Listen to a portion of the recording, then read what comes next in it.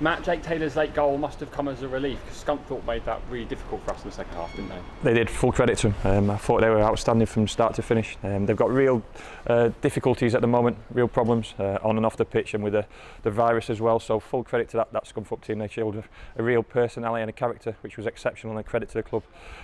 We made life difficult for ourselves, but it was a strange type of game to lose your left back early through injury, Jack Sparks jumping on, and then obviously the Lewis Ward injury midway through the second half. We're expecting to put on our 15-year-old goalkeeper. Turns out Lewis got through the game, but it looks quite a nasty ankle injury, so obviously we'll have to bring someone in to replace it.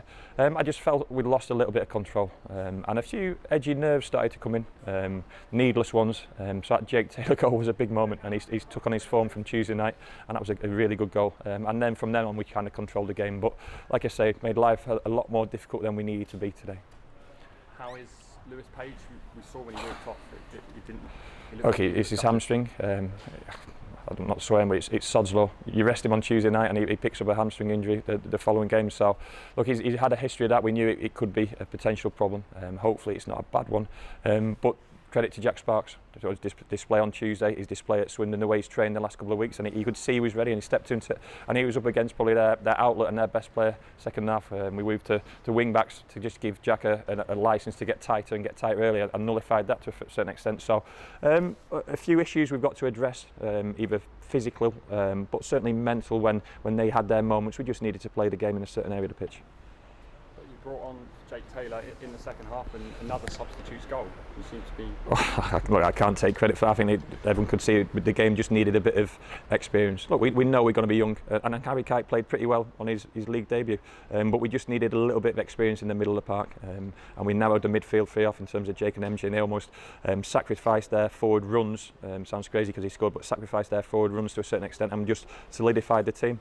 So I felt it was the right decision at the time. But like I say, it does limit you when you lose a player early, and then all during the second half since the injury you're questioning whether or not your keeper can carry on or not.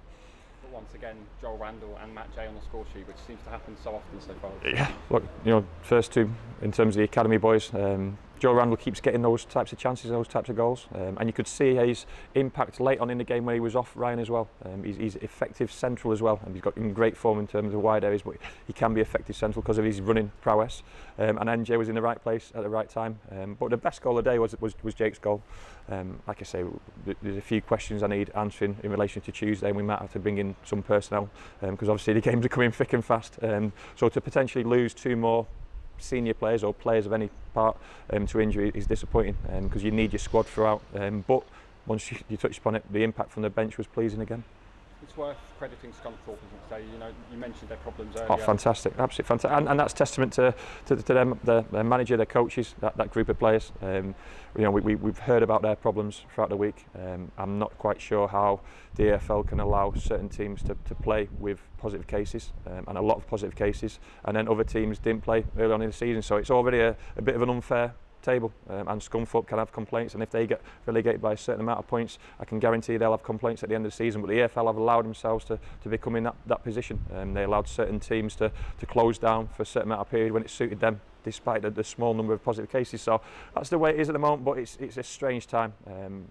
If there's no right or wrong, we just need a bit more clarity, and I know Scunthorpe didn't want to play today, and rightly so. They had too many positive cases. Now, as manager of Exeter City, I've got to ensure that my group of players are safe. We'll test them this week, and we've got to make sure that Leighton Orient's players are safe. We've got to make sure that family members and friends are safe as well. So it's never easy, but when it's as drastic as you've seen it against the opposition, and literally players are getting off the bus with positive cases, that's disappointing from my point of view.